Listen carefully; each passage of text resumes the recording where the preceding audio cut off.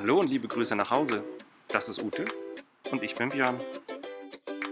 Wir haben uns gefragt, gibt es eine Möglichkeit, um die Welt zu reisen, auch wenn man nicht viel Geld verdient und zudem noch mit einigen körperlichen Einschränkungen zu kämpfen hat? Da wir zu stur waren für ein Nein, wurden Gleise zu Weichen und Türen öffneten sich. Im Mai 2019 brachen wir auf, um für mindestens ein Jahr um die Welt zu reisen, runter vom Gleisbett, querfeldein.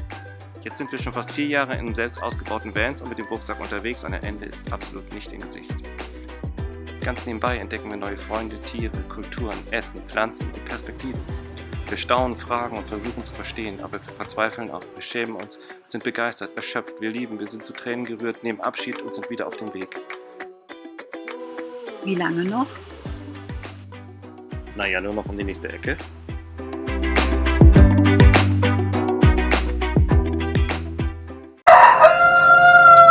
Ja, guten Morgen auch. Das wunderschöne Holzstelzenhaus haben wir euch ja schon im letzten Video vorgestellt. Wir sind jetzt hier eine Woche und erkunden so ein bisschen die Umgebung, bevor wir dann unsere Visaverlängerung abholen können. An dem balinesischen Feiertag Kuningan besuchen wir die heiligen heißen Quellen in Banjar.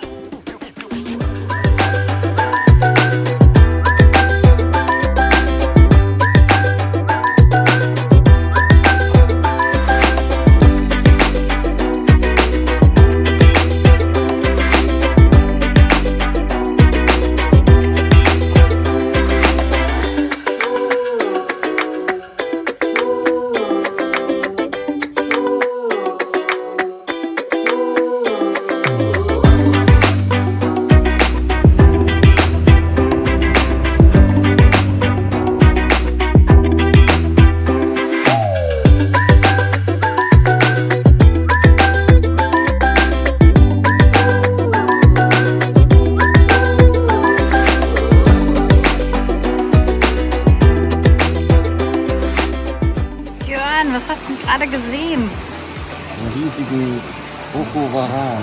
Okovaran? Das ist ja der Hammer. Da unten. 2,5 Meter.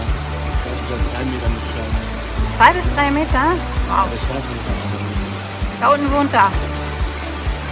Ja, jetzt nämlich einfach hier über diese, was heißt das, Brücke? Wir sind hier in den heißen Quellen und dort, wo das Wasser sozusagen in den Fluss fällt, sind halt keine Menschen. Da unten schwimmte ein Wiel, das sah aus wie ein Krokodil, das ist aber ein gigantischer Varan. Ich habe mir auf Video, kann ich zeigen.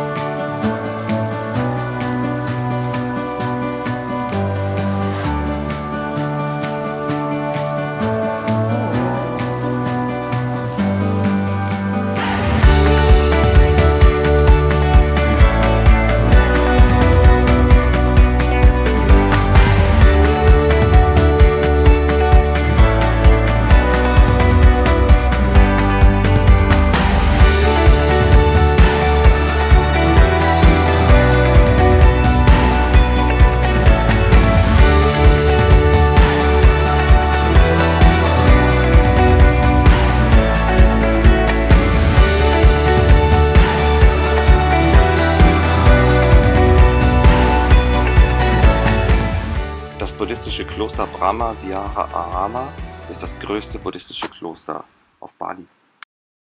Der Name bedeutet so viel wie die 4 himmlischen Verzweiflungszustände. Sie bilden die Grundlage der buddhistischen Meditation. Und genau das ist auch der Sinn und Zweck dieses Klosters. Es ist ein Ort der Meditation. Überall in den Tempeln, an den Plätzen außerhalb der Tempel kann man meditieren. Und man sieht viele Menschen, die diesen Ort nutzen, um zu meditieren.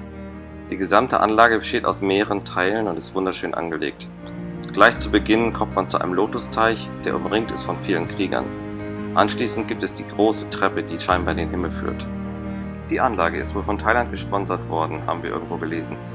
Nachdem hier zuvor ein kleiner Tempel gestanden hat, für eine kleine buddhistische Gemeinde wurde der bald zu klein und es wurde eine große Anlage gebaut auf einem Hektar.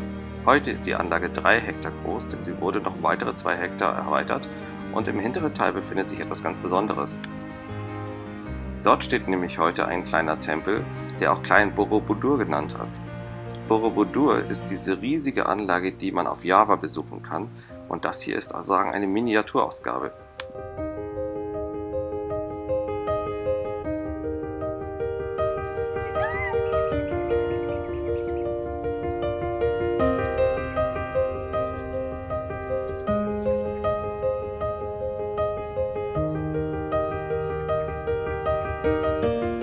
Was sind das, Ute? Das sind diese harten Äpfel oder keine Ahnung. Die harten Äpfel. Ich weiß nicht, irgendwas sehr Hartes. Aber man kann es essen. Da wird Butter wahrscheinlich böse. Muss man es nicht essen? Wenn ihm seine Äpfel weg ist. Von hier oben hat man eine herrliche Sicht über die gesamte Landschaft und bis hinunter ans Meer.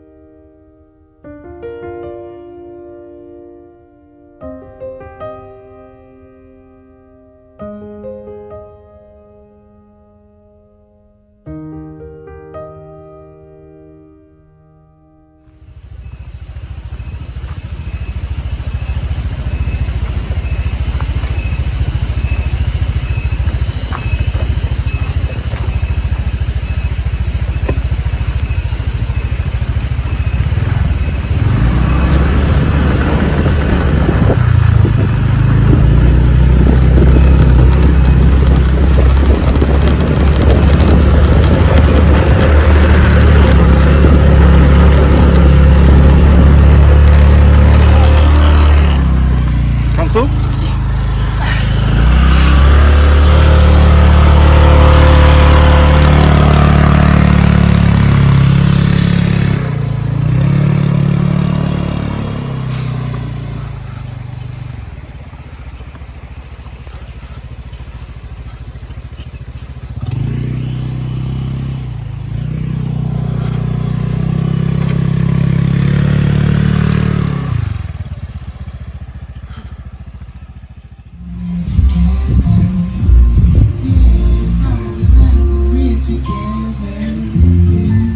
Wir wohnen hier oben in den Bergen, abseits von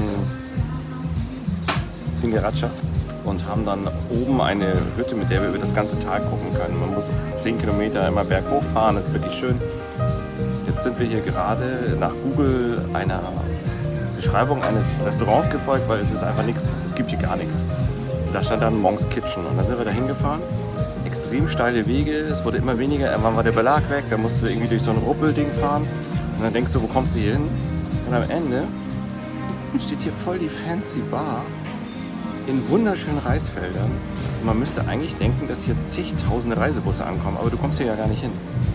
Also, Es muss hier irgendein Ressort geben. Wenn man das WLAN sieht, sieht man, dass es hier irgendwelche Öko-Bungalows gibt, die ich nicht wirklich sehe. Aber es sind Hütten so außenrum, das könnte schon was sein. Aber also das kann man Leuten immer gar nicht beschreiben.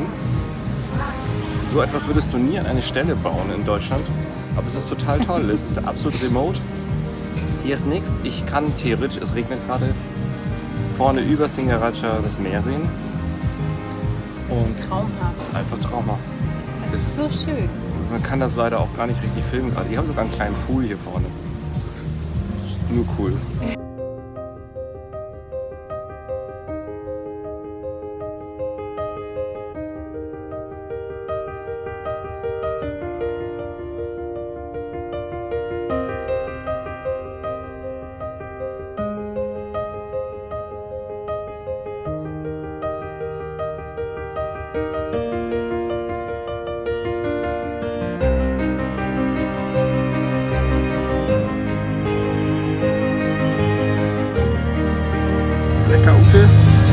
Lecker! Hautsteak, Chic, hier Feta.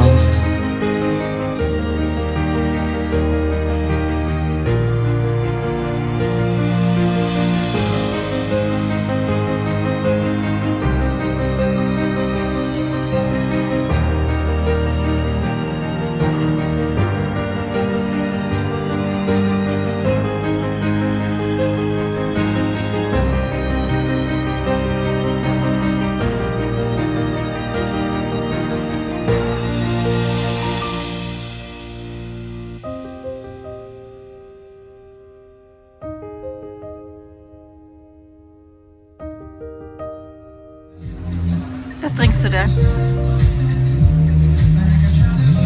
Frosch. Frosch? Heute gibt's Frosch? Ja.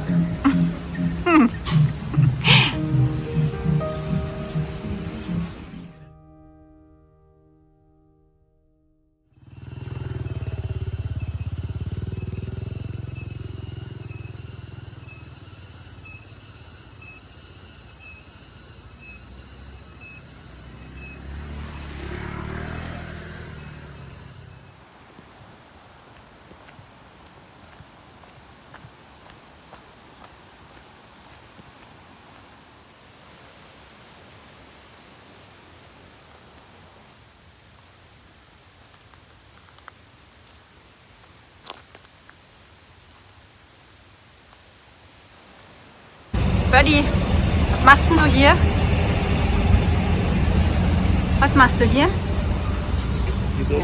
Ich bürger mich nicht ein. Du bürgerst dich nicht ein? In Bali? Nein? Nein. Was denn? Nein, das dürfen die deutschen Behörden nicht wissen, dass ich jetzt nicht mehr in Deutschland lebe. Ich bin jetzt Balinese. Ist jetzt Balinese? Ja. Ah. Okay, wir waren hier gerade nämlich in der Immigration. Wir haben nämlich letzte Woche schon unseren Antrag ausgefüllt auf Verlängerung, 30 Tage mehr. Und jetzt waren wir da, um ein Foto zu machen und Fingerabdrücke. Und nur noch 2 Tage, da sind wir Balinesen. In 2 Tage, dann können wir den Pass abholen. Genau.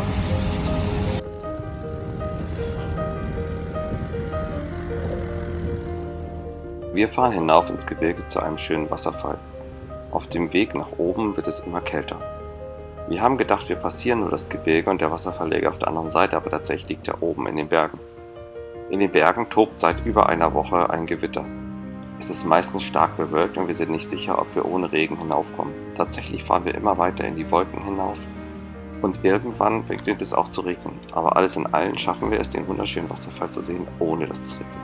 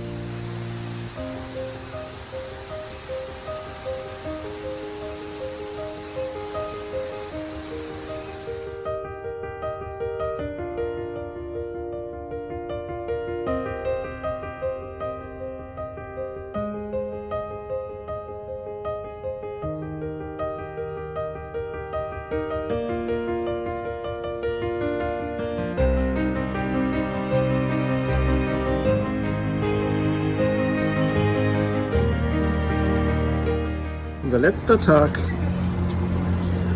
Und wir entdecken diesen Kollegen. Wenn man den sieht. Was ist das? Da. Das ist mal richtig fettes Teil. Gut, dass wir mal ausziehen. Das Ding ist gute. Oh, ist eine Hand. Gutes Hand.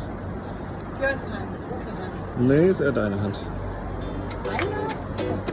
Und wenn man denkt darüber, dass das die großen Blätter da unten sind, kann man etwas sich vorstellen, wie groß das ist.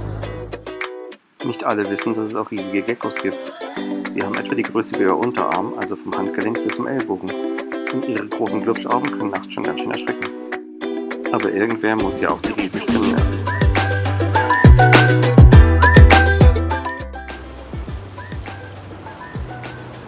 Eine Woche waren wir hier.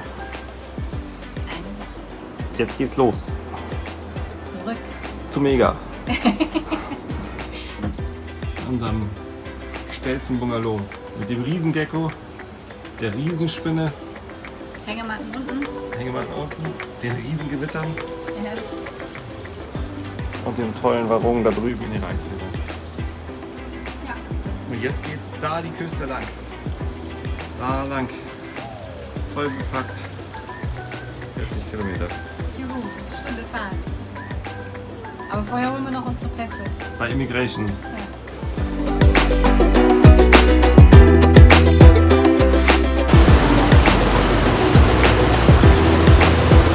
Route läuft über. Ja, sehr steil da oben.